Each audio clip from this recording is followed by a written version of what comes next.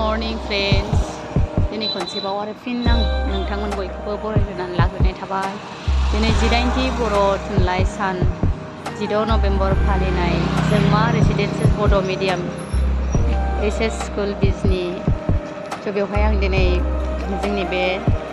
बर' थुनलाइ सान फालिनायनि हाबाफारियाव दसे नुजाथिनो थाखाय आं फैनाय जाबाय आरो गाव फैनायनि थांखि नङामोन जास्ट आङो माने होनबा आं सासे लोगोनि न'आव फैदोंमोन आरो बेहाय फैनायाव आं दा माने दसे लोगोफोरजों नुगोन होनना फैयो आरोना दसे थानो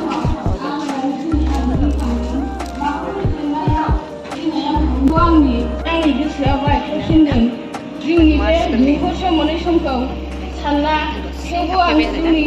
जेंनाखौ बोस्रांनो आगान सुरनो जुजिहरदों थागोनसै आं गोसोआव आंनाव सोंथि सोमजिखांदों आंनि सायाव नाथाय फोथायि जालांदों फोथायनाय गैयै जालांदों मानि थाखाय बिब्दि लोगो सोंथि गोसोआव लाना आं थांखिसिम थांनो नाजाबायदों नाथाय जाफुंगोन बेफोर थांखिया जिउनि बायदि बायदि सोंथिखौ लाना गोदो आं उन्दुलांनो लुबैदों जादों सिमां सुजुदोंमोन आं दोंसे सिमां बे सिमाङा मानो ससेयावनो थेर बेथेर जालांखो अरखिनि अर बायदि खामग्लिलांखो मानो हांगार जालांनाय दिनै आंनि बे सिमाङा सानदोंमोन सुजुनो आं बे सिमांखौ नागिरदोंमोन आं बे सिमांखौ सोराङाव लाबोनो दिनै मानो बे सिमाङा ससेयावनो बायफ्लेलांखो दिनै सानदोंमोन बे सिमांखौ लानानै गोरबोनि दुखुखौ सुस्रांनो दिनै आंनि सिमाङा फुंबिलिनि जारां सानाव नुजाखांफैयो गोजोन्थों। जाहैबाय प्रेमिका बसुमतारिनिसिम दायो खन्थाइ आवरायफैगोन बिथराय बसुमतारि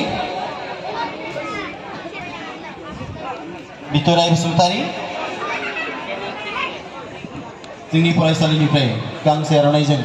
बरायनो बे समाव खावलायबाय।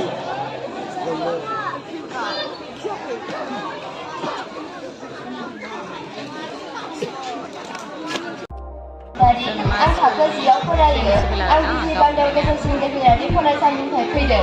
आं दिनै दोंसे खन्थाइ आवरायनो सानदों बे खन्थाइनि मुङानो जाबाय आंनि अनसुलि आं थाखो 10आव फरायो आं दिनै दोंसे खन्थाइ आवरायनो सानदों आंनि खन्थाइनि मुङानो जादों हा बुजि जाबोला नोंखौ गोबा रंजा बाजा बयबो नोंनिनो फिसा नों जोंनि सोलेरमा नोंनि सायाव थारै दङ जोंनि संसारा नोंलाय मानोथो राव गैयि अरायबो गोमजोहा जाहैबाय प्रेमिका बसुमतारिनिसिम दायो खन्थाइ आवरायफैगोन बिथराय बसुमतारि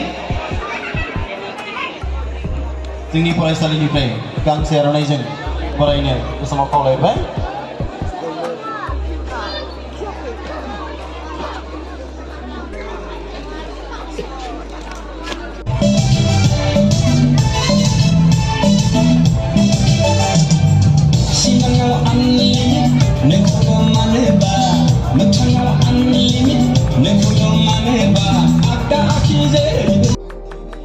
दिनैनि बे प्रग्रामाव आं नुजाथिफैनो हानानै जोबोद गोजोननाय मोनबाय मानो होनोबा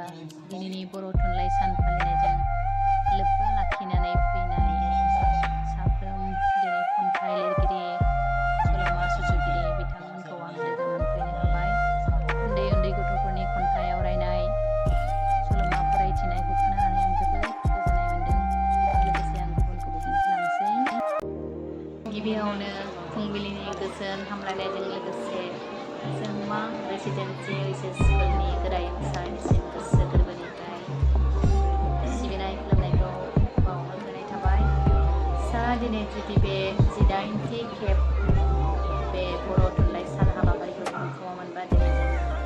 आसामनि मन्त्रि हेन्डलुम एन्ड टेक्सटाइलनि मन्त्रि सार बिथां उरकाव ग्रा ब्रह्म सारखौ जों लोगो हमनो हानाय नङामोन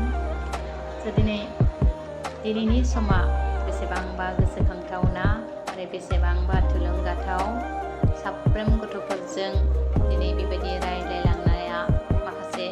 साफ्रोम गथ'फोरखौनो थुलुंगानाय होदों जानांगौ आरो गथ'फोरनि बे मोनसे गोसोखांथि सान हिसाबै थासिगोन जेरै आं बिराद गोजोननाय मोन्दों बिदिनो साफ्रोम फरायसुला बिथांमोननि गार्जेन बिथांमोनाबो गोजोननाय मोन्दों जानांगौ लोगोसे साफ्रोम बर' थुनलाइ मोजां मोनग्रा बिथांमोनहाबो जेसेबां नुजाथिफैदों बेसेबां बयबो गोजोननाय मोन्दों जानांगौ। स' आसा खालामो बे स्कुलनि गोरायुं सारा इयुनावबो बेफोरबायदि मोजां प्रग्रामफोर खुंफुंनानै मोजां बिथोनगिरि आरो मोजां सारमोनखौ लाबोनानै साफ्रोम गथ'फोरनि थाखाय थुलुंगानाय बिथोन होगिरिफोरखौ लोगो मोनगोन होननानै आसा खालामनाय थाबाय। स' बयनिबो गोसोआव दिनैनि बे साना नेरसोन हिसाबै थासिगोन।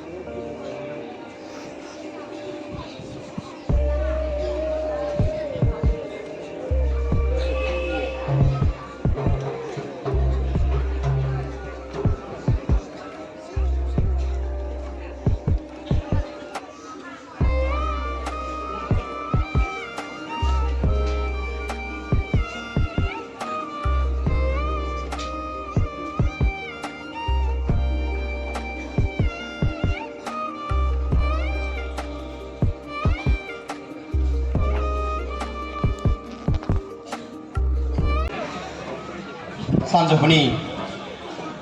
गाहाम हामलायनायखौ आंनि गोसो गोरबोनिफ्राय बावहरनाय जाहैबाय। नभेम्बर बर'थुनलाइ सान दिनै हाबाफारि, बे हाबाफारियाव जोंनो हांख्रायनानै लाबोजानाय मानगोनां आलासि, लोगोसे सारजोंनो फैफानो हानाय मानगोनां आलासि सारमोन, जोंनि फरायसालिनि मानगोनां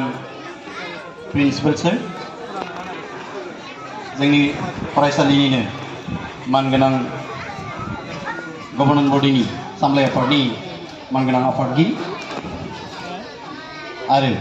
सामलाय आफादाव थानाय साफ्रोमबो सोद्रोमा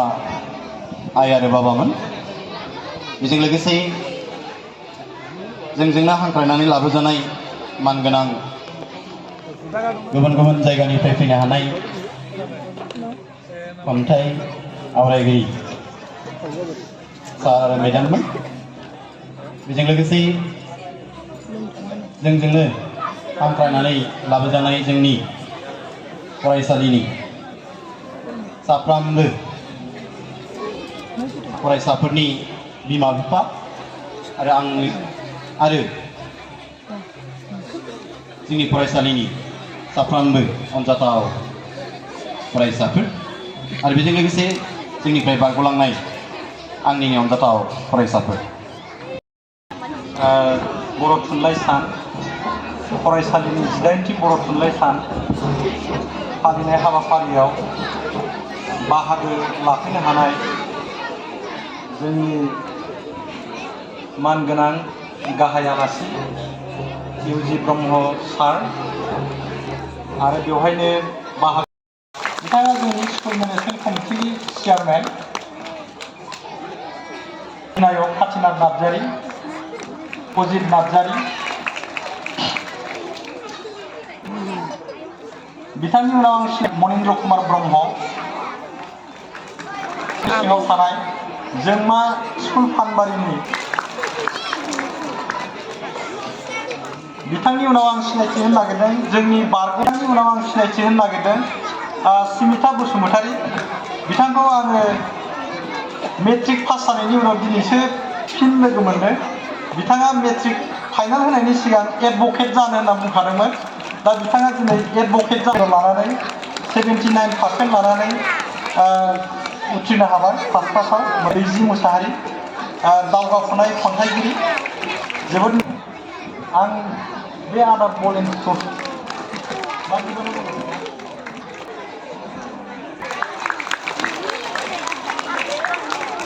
बिथाङाबो जोंजों दङ, बिथाङाबो UPPL नि सासे माने बिथिं फैदो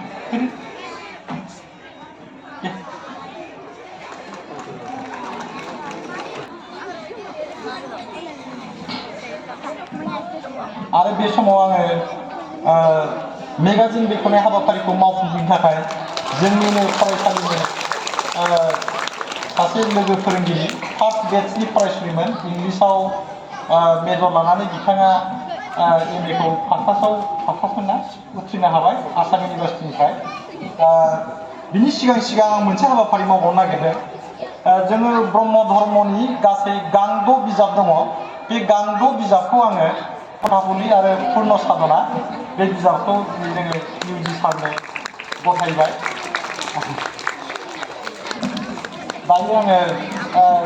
जोंमा मोखां लाइसिनि इडिटर प्रियाजिता बसुमतारी जों बरायनाय हाबाफारिखौ आं मावनो थाखाय आं खावलायबाय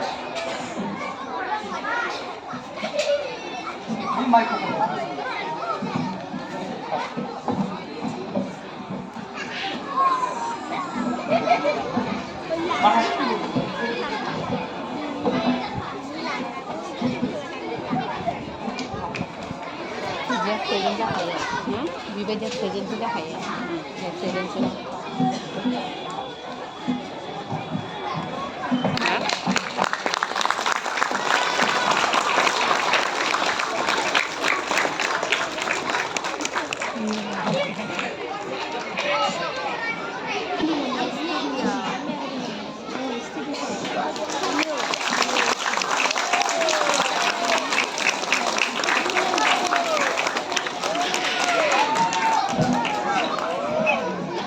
रेसिडेंशियल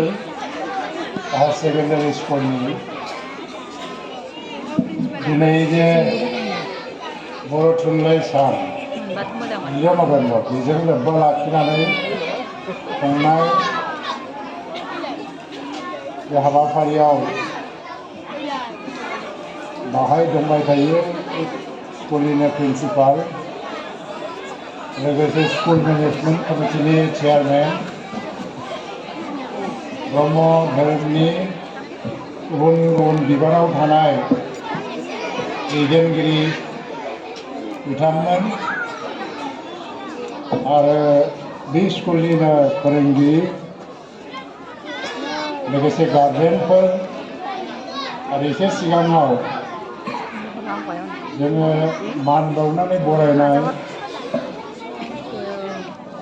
बे फरायसालिनिनो बारग' फरायसाफोर सक्सेसफुल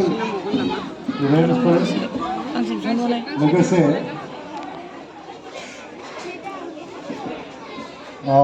गांनै बिजाब बाहाय बे बेखेवनो मोनदों बिजाबनि सुजुगिरि आरो लिरगिरि बिथांमोन अनजालि फरायसाफोर जोबोद गोसोआव गोजोननाय मोनदों जे सोलाबै समनि गेजेरावब्लाबो नै गुवाहाटीनिफ्राय फुङाव फैनानै आङो बे जोंमा फरायसालिनि 10 नभेम्बर फालिनाय हाबाफारियाव बाहागो लाफैनो मोनदों।